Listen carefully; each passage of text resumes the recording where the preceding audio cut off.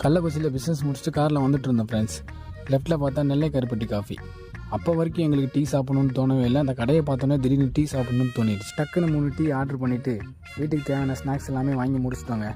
அப்புறம் ஆர்டர் பண்ண டீ 3 பேருமே குடிச்சு முடிச்சுட்டு சரி ஸ்கேன் பண்ணலாமேன்னு கேஷ் கவுண்டருக்கு போனோம்னா ஃபோன்பே அப்படின்னு ஒரு QR கோடு. அதுக்கு கீழே பார்த்தோம்னா பெல்டெக்ஸ் கிரிப்டோ கரன்சி அக்செப்டன் QR கோடு இருக்குங்க. ஏன்னா எங்கேயோ பார்த்த மாதிரி இருக்குன்னு பார்த்தா நம்ம பண்ணுற பிஸ்னஸ் இங்கே இருக்குது.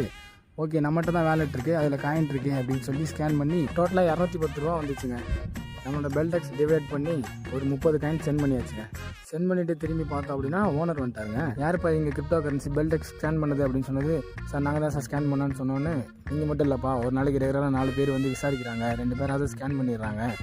ஸோ நீங்கள் அமிச்ச காயின் வந்துருச்சா அப்படின்னு சொல்லி செக் பண்ணி பார்க்குறேன்ப்பா அப்படின்னு சொல்லிட்டு அவரோட வேலெட்டை ஓப்பன் பண்ணி செக் பண்ணிட்டாருங்க. சரிங்கப்பா போகலாம் அப்படின்னு சொல்லிட்டாங்க. திரும்பி காரில் ஏறும்போது தான் ஒரு சிந்தனை வந்துச்சு, நம்மளோட வேலெட்டில் கம்மியான காயின் இருக்குது. சரி நம்ம லீடரோட வேலெட்டில் எவ்வளோ காயின் இருக்குன்னு கொஞ்சம் செக் பண்ணி ஜூம் பண்ணி பார்த்தோம்னா தெரியுது 24,691 காயினுங்க. ஆவரேஜாக 7 ரூபா ப்ரைஸ் போட்டால் கூட 1,72,837 ரூபா வருதுங்க. நம்மளும் ஒரு நாள் சம்பாதிப்போம்னு மனசு நினச்சி கிளம்பிட்டோங்க.